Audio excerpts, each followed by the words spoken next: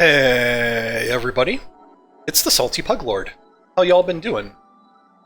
Well, today I just wanted to show you a little bit about the end game of my Alpha 10 Empyrion game, and also do a quick signal logic tutorial on how to use a motion sensor to turn on and off a piece of equipment that otherwise might suck down a lot of power. So we're right now looking at J. Randall's Waypoint Compound. This is the base I chose as my endgame base, and I'm really quite pleased with it. The only thing I really had to do was to change those horrible blue lights that Jeff loves so much into white lights, maybe increase their range a little bit. Other than that, the place has been great. I did put in a custom switch just for the deconstructors over here, so you can see decons on off and a switch over there. And my endgame CV is the Nomad XT redone for Alpha 10, which was not done by J. Randall, but was done by someone else. But if you search on the workshop for Nomad XT A10 level 25, you'll be able to find this. Incidentally, I did do pretty much until the mid-end game in the alpaca. So there's my alpaca over there, but she's mothballed now. I needed more space, finally. Decided I was going to go big or go home and do the Nomad XT adapted for Alpha 10.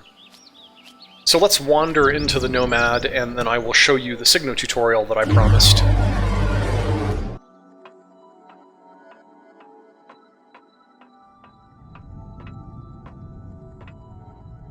So here is a repair station, the thing in red. A repair station just allows you to take something that perhaps has a little bit of wear. Ugh, I was hoping we'd be able to see that better, but I guess not. Can you see how the green bar doesn't go all the way up on this guy? Instead, it stops short? Well, that means that there's some wear and tear on that weapon, so you can go up to your repair station, you can put your weapon in here, and you can click the repair button and watch that green bar jump back up. Now you can see it says repairs left 6 right under current durability. So you can't repair things forever. Sometimes you do have to make new things, but at least you don't have to incur the cost of making new things every time one wears out. You can repair them at least 6 or 7 times. But this repair station has one feature that I think is kind of suboptimal. And if we hit P and we look at devices, here's the repair station. You can see that the energy in is 150 power units. And that's true even when it's just sitting there doing nothing, which 99.5% of the time, you're not repairing things. You only need the repair station to be on when you're actually repairing things. A lot of people just turn the repair station off because the repair station works just fine even when it's turned off, but I think Empyrion is going to fix that bug. So today I want to talk to you about a piece of signal logic that we can use to automatically activate the repair station as we walk up to it. And watch that black screen right there as I walk up, and when I get close you'll notice it turns on. So now it's turned on. The reason it's turned on is because of that motion sensor right there. That's what I want to do the tutorial on today, is how to use a motion sensor to automatically turn off a repair station during the 99.5% of the time that you're not using it. Now obviously, first thing is you have to put a repair station somewhere. And the next thing you need to do is to fabricate a CV signal and sensor... to fabricate a CV signal and sensor block, which is one of these guys. So let's pull this off and then I'll show you what we do next. So there's your repair station without the motion sensor.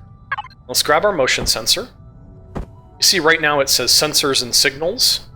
So we have to get it on our hotbar, then we have to hit 5 to get it in our hand. And now if we right-click, we can choose the motion sensor. Once you've got the motion sensor, you just want to slap it right on the front. I'm going to rotate it so the little red light is on the bottom, just because I like the way the little red light looks. There you go. Now the red light is on the bottom, and I will just place it.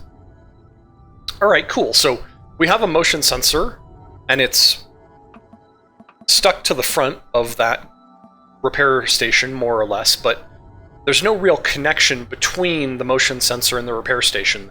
They don't really know that each other exist. So the first thing we're going to have to do, as in most signal logic, is to name the wire or name the signal coming out of this motion sensor. So put the crosshair on the motion sensor and then hit P to get the control panel.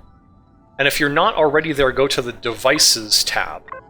And you'll see the motion sensor is highlighted because you put the crosshair on it. Once you've done that, click on the Signal Logic button. Now at this point you can name the signal or the wire coming out of the motion sensor. I'm going to name this MS, which means motion sensor, and then repair station. Pretty easy. So the name of the wire coming out of that motion sensor is now MS repair station.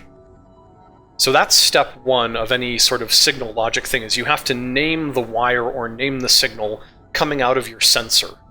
And then what we can do is back out of here. Now we're going to put the crosshair on the repair station, hit P again, go to Devices and make sure that we're on the repair station, which we are.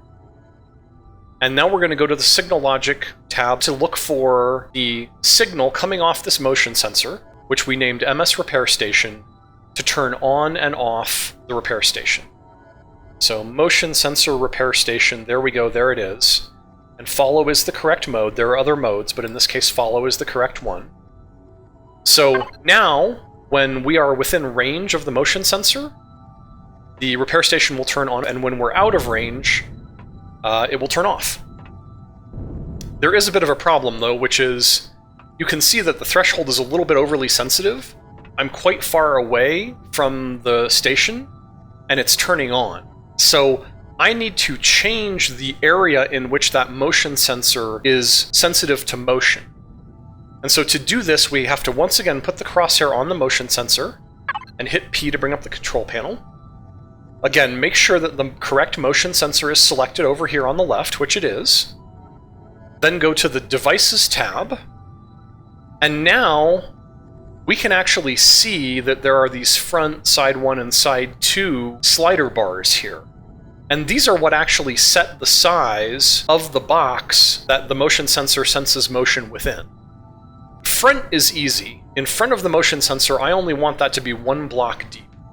So I'm going to slide this all the way to the left until it says front 1. Now, side 2 and side 3, I'm just going to have to kind of go by feel.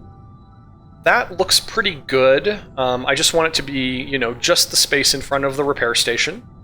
So that right side, I want it to be there. And side 2, that's the top. I only want it to be... Well, it looks like I can't actually make it any smaller than that. I would love to make it just that 1 cube space in front of the bottom of the motion sensor, but it looks like I can't actually pull it down that much, so yeah, we'll just make it right there.